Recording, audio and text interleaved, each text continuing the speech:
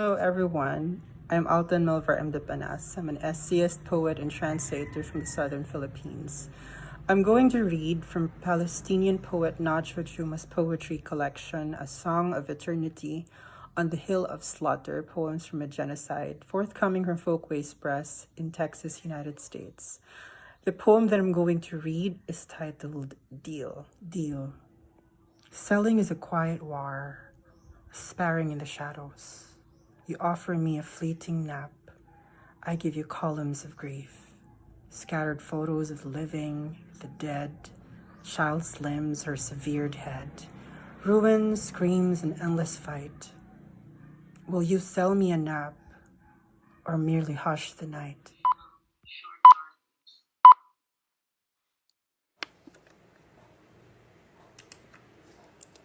Ito ang unang araw ng aking pagkatok sa pintuan ng kastilyo. Hayaan mong mag-anyo akong pusa. Nagyayaya sa akin ang nakakamanghang hardin sa labas. Ngunit mas nais kong maglibot muna rito sa loob. Maaaring pusa akong nagtatag ng kanyang teritoryo. Tahimik kong susuyurin ang bawat iskina. Aamuyin ko ang mga kanto. Kikilatisin ang mga silid na maaari kong pasukin. Hindi ako manggagambala. Tila nakamasid sa akin ang nakapalibot na likhang sining. Pinagmamasdan ko sila. Ang kanilang pananahan. Alam kong tulad ko rin silang naghahanap ng hihimlayan sa bawat sulok ng kastilyo. Nababasa't nasisilayan ko roon ang kanilang presensya sa mga haligit pader. Uusbong ang kanilang mga dahon. Mag-uugat sila sa kailaliman na di kailanman mabubuwal. Dahil naipunla ang binhi ng kanilang mga sumpa.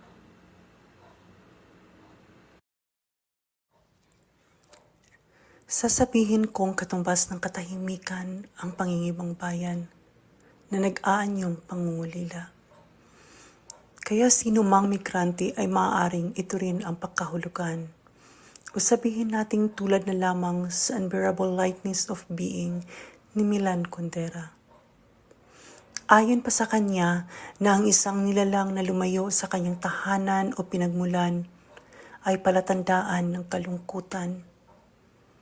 Napaka-abstrakto ng damdamin, tulad ng pagsusulat, tulad ng sining. Nakatunghay ako sa labas mula sa munting durungawan. Sa loob nitong puting silid, nababasa ko ang sandaang kwento ng pag-iisa.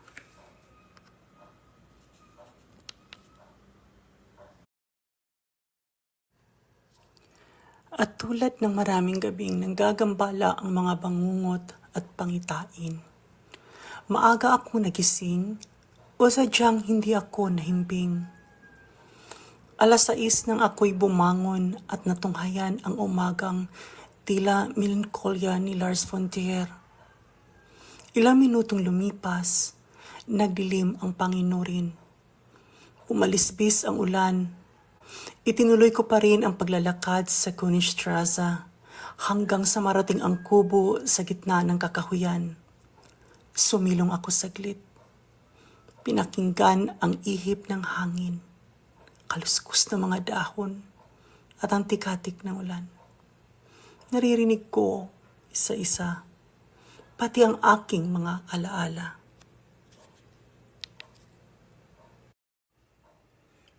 Sa aking muling paglalakad, lumiko ako pakanan sa sangandaan. Sandaang metrong layo ay may natagpuan akong nakaukit na imahen sa nakausling puno. Nakayukot sapo ang mukha. Sa malapat na hugis dahon nakaluhod ang isang diwata. Sandali akong huminto. Pinagmasdan ang likhang sining sa gitna ng kagubatan. Sino kayang manlilikhang nagpasyang dito ihulmat iwan sa kasukalan ang kanyang sining? Maraming katanungang dumalaw sa aking isipan.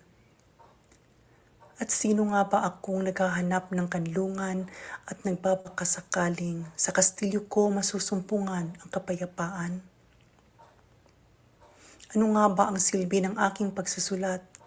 Mga salaysay at patutuo? Sapat nga ba ang aking pinangahawakang katotohanan?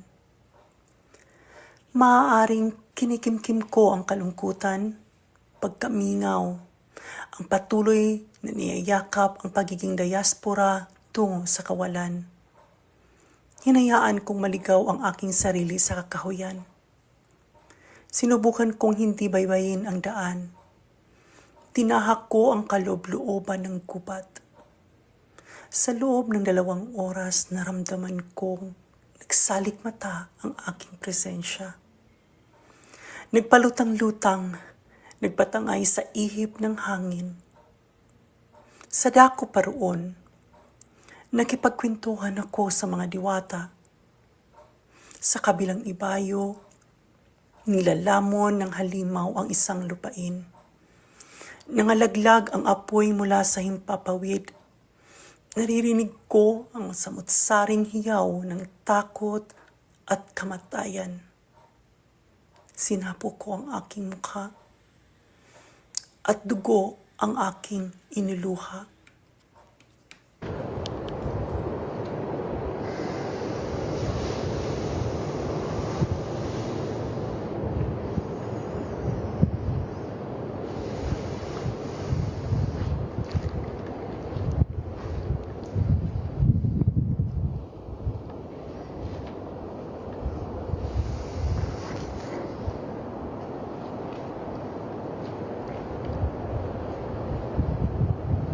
Hello everyone, I'm Noemi Grace Tabor Farjani.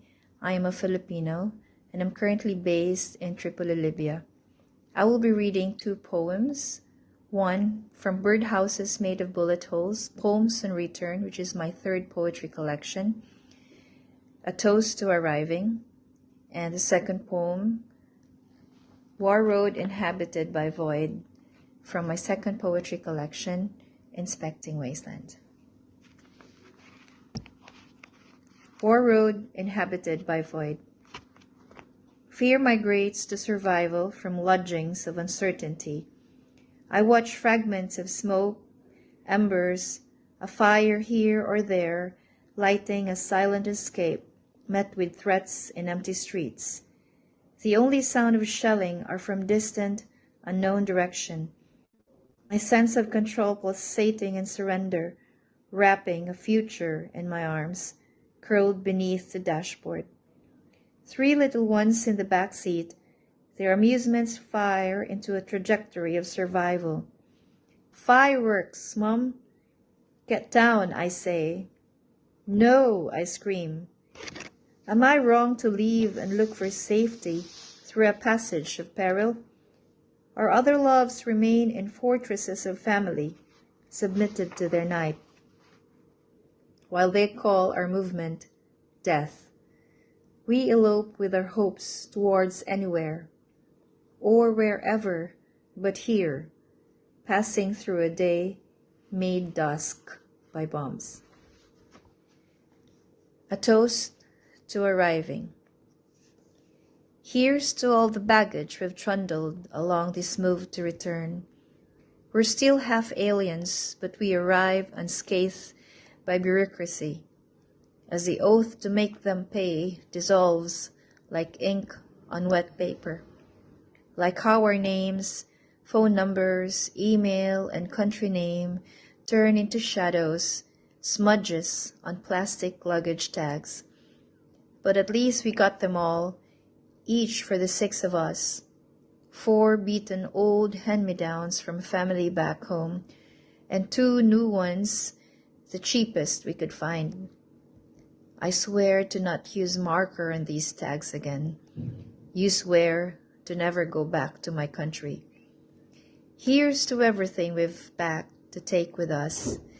Gifts from home, seedlings, and the hope to grow them here. Gifts for home, the boys' guitars and gadgets, and sentimentality in clothes we cannot wear in this season. Here's to arriving after the 20-hour journey that sent you out like an infidel, to being welcomed like a hero. The cheap transits in search of refuge and finding settlement on dirty airport floors is a memory dissolved by tight, warm embraces and happy tears.